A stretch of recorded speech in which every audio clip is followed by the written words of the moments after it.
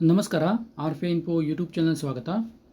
ಈ ವಿಡಿಯೋದಲ್ಲಿ ಸಹಾಯಕ ಪ್ರಾಧ್ಯಾಪಕರ ನೇಮಕಾತಿಗೆ ಸಂಬಂಧಪಟ್ಟಂತೆ ಪರೀಕ್ಷೆಯಲ್ಲಿ ಬದಲಾವಣೆಯನ್ನು ಮಾಡಿದ್ದಾರೆ. ಯಾವ ರೀತಿಯಾಗಿ ನೇಮಕಾತಿ ಪರೀಕ್ಷೆ ಇರ್ತಿತ್ತೋ ಆ ಪರೀಕ್ಷೆಯಲ್ಲಿ ಬದಲಾವಣೆಯನ್ನು ಮಾಡಿದ್ದಾರೆ.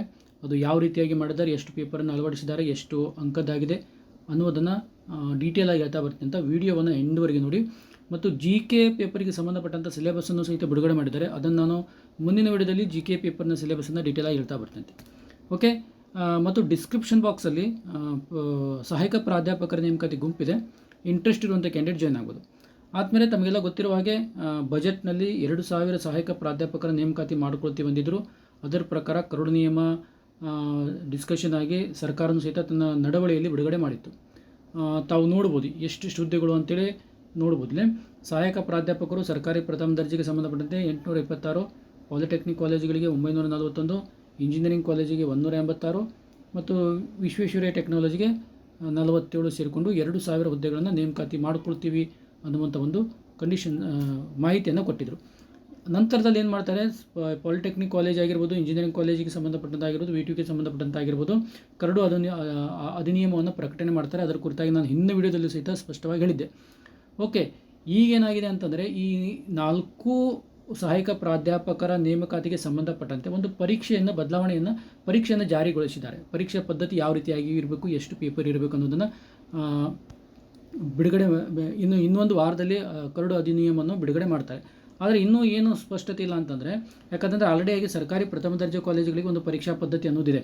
ಆದರೆ ಇವುಗಳಿಗೆ ನೇರ ನೇಮಕಾತಿ ಮೂಲಕ ಪರೀಕ್ಷಾ ಪದ್ಧತಿ ಇರಲಿಲ್ಲ, ಯಾವ ರೀತಿಯಾಗಿ ಪರೀಕ್ಷೆ ಮಾಡಬೇಕಂತೇಳಿ.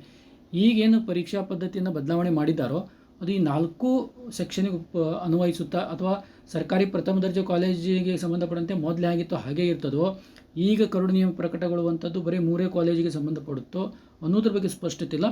ಒಟ್ಟಾರೆಯಾಗಿ ಅವ್ರು ಏನು ಮಾಡ್ತಾರೆ, ಸಹಾಯಕ ಪ್ರಾಧ್ಯಾಪಕರ ನೇಮಕಾತಿಗೆ ಸಂಬಂಧಪಟ್ಟಂತೆ ಪರೀಕ್ಷೆಯಲ್ಲಿ ಬದಲಾವಣೆ ಅನ್ನುವಂಥ ಮಾಹಿತಿ ಇರೋದರಿಂದ ನಾವೇನು ಮಾಡಬೇಕಾಗುತ್ತೆ, ಎಲ್ಲ ಸಹಾಯಕ ಪ್ರಾಧ್ಯಾಪಕರ ನೇಮಕಾತಿಯಲ್ಲಿ ಸಹಿತ ನೋಡಬೇಕಾಗುತ್ತೆ. ಹೀಗಾಗಿ ನನಗನ್ಸುತ್ತೆ ಇವು 4ಕ್ಕೂ ಸಹಿತ ಬದಲಾವಣೆಯನ್ನು ಮಾಡುವಂಥ ಒಂದು ಚಾನ್ಸಸ್ ಇದೆ, ಅಥವಾ ಈ 3ಕ್ಕಾದರೂ ಅದನ್ನು ಇಂಪ್ಲಿಮೆಂಟನ್ನು ಮಾಡ್ತಾ ಬರ್ತಾರೆ. ಯಾಕಂದರೆ ಸರ್ಕಾರಿ ಪ್ರಥಮ ದರ್ಜೆ ಕಾಲೇಜುಗಳಿಗೆ ಅದಕ್ಕೆ ಆಲ್ರೆಡಿಯಾಗಿ ಒಂದು ಪರೀಕ್ಷಾ ಪದ್ಧತಿ ಇದೆ. ಅದರಲ್ಲೇನು ಬದಲಾವಣೆ ಮಾಡ್ಬೋದು, ಮಾಡ್ದೇನೆ ಇರ್ಬೋದು, ಅದು ಕರಡು ನಿಯಮ ಬಂದ ಮೇಲೆ ಗೊತ್ತಾಗುತ್ತೆ. ಈಗ ನಾವು ನೋಡ್ತಾ ಬರೋದಾಗಿತ್ತು ಅಂತಂದರೆ, ಹಾಗಿದ್ರೆ ಪೇಪರ್ ಯಾವ ರೀತಿಯಾಗಿರ್ತದೆ ಅನ್ನೋದು ಗೊತ್ತಾಗಬೇಕು. ಮೊದಲನೇದಾಗಿ ಟೋಟಲ್ ನಂಬರ್ ಆಫ್ ಪೇಪರ್ಸ್ ಎಷ್ಟಿರ್ಬೋದು ಅಂತ ನೋಡ್ತಾ ಬರೋದಾಗಿತ್ತು ಅಂದರೆ, ಒಟ್ಟು 4 ಪತ್ರಿಕೆಗಳು ಈ ಸಹಾಯಕ ಪ್ರಾಧ್ಯಾಪಕರ ನೇಮಕಾತಿ ಪರೀಕ್ಷೆಯಲ್ಲಿ ಯಾರೋ ಅರ್ಜಿಯನ್ನು ಹಾಕಿ ಪರೀಕ್ಷೆಯನ್ನು ಬರೀತಿರೋ ಅವರು ಒಟ್ಟು 4 ಪೇಪರನ್ನು ಫೇಸ್ ಮಾಡಬೇಕಾಗುತ್ತೆ. ಹಾಗೆ ಥರ 4 ಪೇಪರ್ಗಳು ಯಾವುವು, ಅದು ಎಷ್ಟು ತಾಸಿನ ಪರೀಕ್ಷೆ ಇರ್ತದೆ, ಯಾವ ಮಟ್ಟದಾಗಿರುತ್ತೆ ಅಂತ ನೋಡ್ತಾ ಬರೋದಾಗಿತ್ತು ಅಂದರೆ, ಇಲ್ಲಿ ಪೇಪರ್ ನಂಬರ್ 1 ನೋಡ್ತಾ ಬರೋದಾಗಿತ್ತು ಅಂದರೆ, ಫಸ್ಟ್ ಪೇಪರ್ ಏನಿದೆ ಅಂತಂದರೆ ಒಂದು ಭಾಷಾ ಪರೀಕ್ಷೆ ಅಂತ ಇರ್ತದೆ. ನಾವು ಆಲ್ಮೋಸ್ಟ್ ಅಲ್ಲಾಗಿ ಸಹಾಯಕ ಪ್ರಾಧ್ಯಾಪಕರ ನೇಮಕಾತಿಯಲ್ಲಿ ಬರೆದಿದ್ವಿ. ಒಂದು ಭಾಷೆ ಅಂದರೆ ಕನ್ನಡ.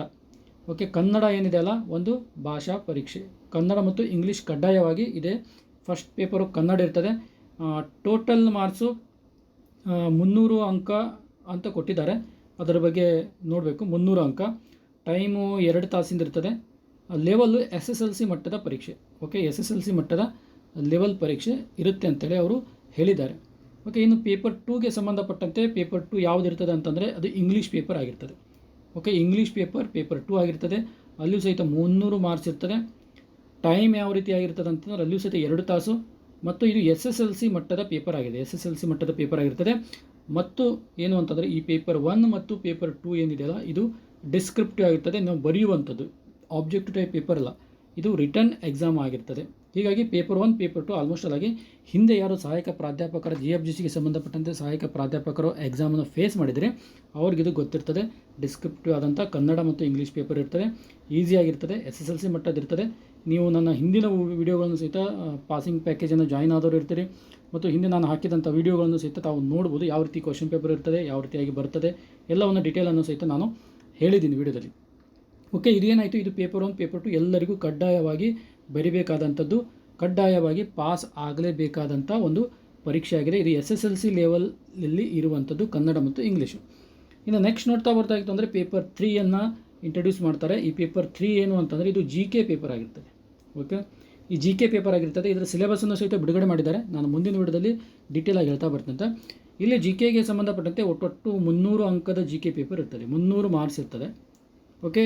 ಇಲ್ಲಿಯೂ ಸಹಿತ ಟೈಮಿಂಗ್ ಏನಿದೆ ಅಂತಂದರೆ, ಟೈಮಿಂಗು 2.5 ಗಂಟೆ ಅಂತ ಕೊಟ್ಟಿದ್ದಾರೆ. ಇದು ಟೈಮಿಂಗಲ್ಲಿ ಚೇಂಜ್ ಆಗೋದು, 2 ತಾಸು 3 ತಾಸು ಈ ರೀತಿ ಸಹಿತ ಮಾಡ್ಬೋದು, ಯಾಕಂದರೆ ಕರಡು ಅಧಿನಿಯಮ ಆ ರೀತಿ ಆಗಿದೆ. ನೆಕ್ಸ್ಟು ಇದು ಏನು ಹೇಳ್ತಾರೆ ಅಂದರೆ ಪದವಿ ಮಟ್ಟದಲ್ಲಿ ಇರಬೇಕು ಅಂತ ಇದ್ದಾರೆ. ಲೆವೆಲ್ ಅಂದರೆ ಜಿ ಕೆ ಪೇಪರು ಸಾಮಾನ್ಯವಾಗಿ ಪದವಿ ಮಟ್ಟದ ಒಂದು ವ್ಯಕ್ತಿಗೆ, ಪದವಿ ಹಂತದ ವ್ಯಕ್ತಿಗೆ ಇರಬೇಕಾದಂಥ ಜ್ಞಾನವನ್ನು ಪರೀಕ್ಷಿಸುವುದು ಅಂಥೇಳಿ ಅವರು ಹೇಳ್ತಾ ಬರ್ತಾರೆ. ಆದರೆ ಅದು ಯಾವ ರೀತಿಯಾಗಿರ್ತದೆ ಅನ್ನುವಂಥದ್ದು ಇನ್ನೂ ಸ್ಪಷ್ಟತೆ ಇಲ್ಲ. ಆದರೆ ಇದರಲ್ಲಿ ಏನು ಮಾಡ್ತಾರೆ ಅಂತಂದರೆ ಜಿ ಕೆಯಲ್ಲಿ 5 ಭಾಗಗಳನ್ನು ಕೊಟ್ಟಿದ್ದಾರೆ. ಓಕೆ, 5 ಭಾಗಗಳನ್ನು ಕೊಟ್ಟಿದ್ದಾರೆ. ಅಂದರೆ ಹಿಸ್ಟ್ರಿ ಇದೆ, ಜಿಯೋಗ್ರಫಿ ಇದೆ, ಸೈನ್ಸ್ ಇದೆ, ಮೆಂಟಲ್ ಎಬಿಲಿಟಿ ಇದೆ, ಟೆಕ್ನಾಲಜಿ ಇದೆ. ಅಂದರೆ ಈ ರೀತಿಯಾಗಿ ಭಾಗಗಳನ್ನು ಸ್ಪಷ್ಟವಾಗಿ ಕೊಟ್ಟಿದ್ದಾರೆ. ಇದೇ ಸೆಕ್ಷನ್ ಈ ರೀತಿ ಅಂತೇಳಿ. ನಾನು ಈ ಸಿಲೆಬಸನ್ನು ಮುಂದಿನ ವಿಡಿಯೋದಲ್ಲಿ ಕರೆಕ್ಟಾಗಿ ಡೀಟೇಲಾಗಿ ಹೇಳ್ತಾ ಬರ್ತಂತೆ. ಇಲ್ಲೇನಿದೆ ಅಂತಂದರೆ ಪ್ರತಿ ಭಾಗದಿಂದ 60 ಪ್ರಶ್ನೆಗಳು ಬರ್ತಾವೆ. ಓಕೆ, ಪ್ರತಿ ಭಾಗದಿಂದ 60 ಅಂಕದ ಪ್ರಶ್ನೆಗಳು ಬರ್ತಾವೆ. ಅಂದರೆ 5 ಭಾಗ ಅಂದರೆ 300 ಅಂಕಗಳು ಈ ಪೇಪರ್ 3ನಲ್ಲಿ ಇರ್ತವೆ. ಓಕೆ, ಇದು ಜಿ ಕೆ ಪೇಪರ್ ಆಗಿರ್ತದೆ. ಸಿಲೆಬಸ್ ಭಾಳಷ್ಟು ಕೊಟ್ಟಿದ್ದಾರೆ, ನಾನು ಮುಂದಿನ ವಿಡಿಯೋದಲ್ಲಿ ಹೇಳ್ತಾ ಬರ್ತೇನೆ. ಅಂದರೆ ಪೇಪರ್ 3 ಏನಿದೆ ಇದು ಜಿ ಕೆ ಪೇಪರ್ ಆಗಿರ್ತದೆ.